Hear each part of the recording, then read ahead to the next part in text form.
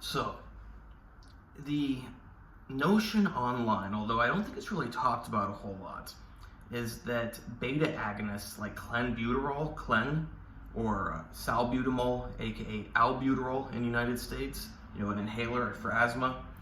The notion is that while on paper these substances have very well documented anabolic activity, that in reality it doesn't actually exist.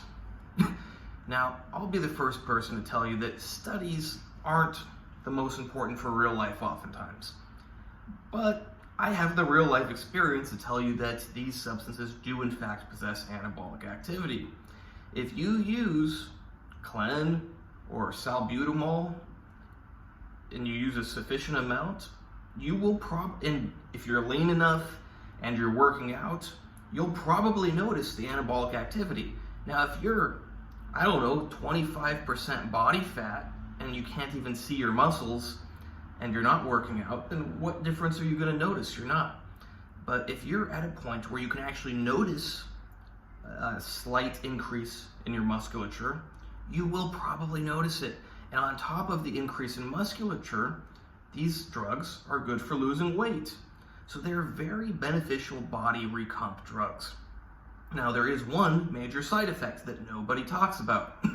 That is that the beta-2 adrenergic receptors in particular, but also the beta-1, but especially the beta-2, which is what clen and salbutamol target, they regulate the cell cycle of blood vessel cells. And when you agonize these receptors, blood vessel cells can grow uncontrollably, forming tumors known as hemangiomas. Now, no one talks about this, and people will probably say, oh, well, that's just theory.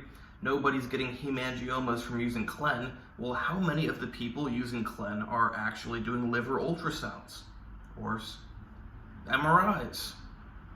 Are they doing any sort of imaging? So maybe they don't know that they have hemangiomas. That's not to say that every person who has used clen or an inhaler is getting hemangiomas.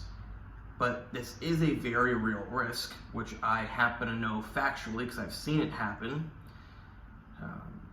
So yeah, it's something to keep in mind. And if you are going to use, quite a bit of beta agonists, it would behoove you to get liver ultrasounds.